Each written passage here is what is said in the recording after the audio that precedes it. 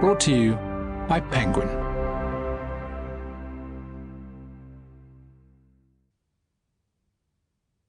Seeing Others by Michèle Lamont. Read by Jane Oppenheimer.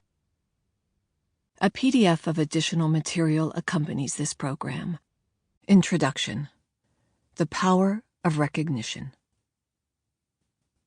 In June 2020, I talked with a Pulitzer Prize-winning journalist and historian Nikole Hannah-Jones, just as massive Black Lives Matter protests were spreading across the United States following the murder of George Floyd.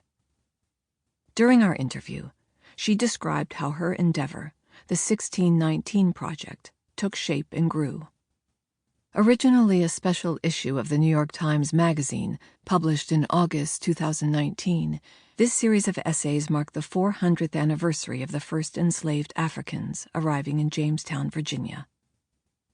Hannah-Jones's opening essay pointedly challenged white readers, starting with its title, "America Wasn't a Democracy Until Black Americans Made It One." The project provided an alternative vision of American history, covering the era of slavery, the promise of equality, and the formation of the American dream. It also exposed the harms caused by a national narrative that sidelines Black history and suggested that a better society is possible if we can replace that narrative with a more inclusive one, a narrative that recognizes the value and dignity of Black people's experiences. In her work as a journalist, Hannah-Jones strives to show what she calls the intentional architecture of inequality of American society. Though she has often found herself searching for hope, she recognizes that the 1619 Project gave hope to others. As she puts it, seeing how America's system of racial domination was created helps us see that it can be uncreated.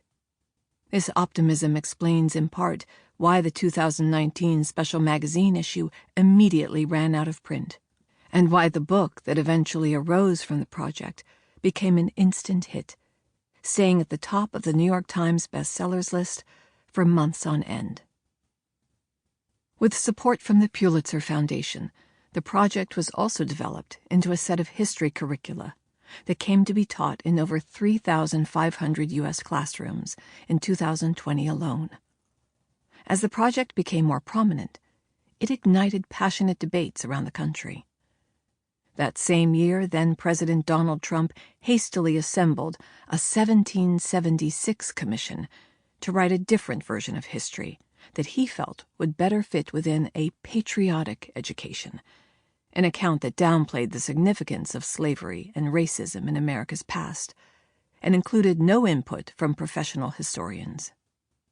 In several states, conservative lawmakers attempted to bar teachers from any 1619 Project-based teaching, and worked to ban many other books addressing racism from school libraries and curricula.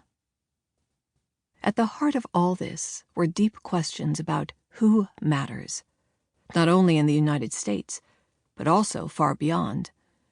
And the fight over the 1619 Project is just one of many intensely polarizing debates that have played out across the U.S. and around the world in recent years, on topics ranging from Black Lives Matter, Me Too, and abortion, to the minimum wage and the fight for workers' dignity.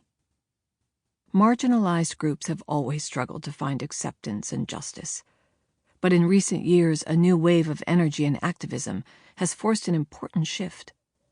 It may be that this search for recognition calls for an entirely new frame of understanding our social world, and for entirely new ways of envisioning a more equitable society. For almost 40 years, I have studied the impact of culture on inequality, with the goal of deepening our understanding of how the world works.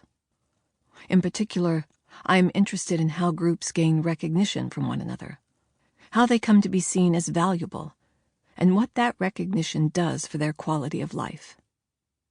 To answer these questions, we need to understand how people conceive of their own worth and how they assess that of others, whether in moral, economic, professional, or cultural terms. Sample complete. Ready to continue?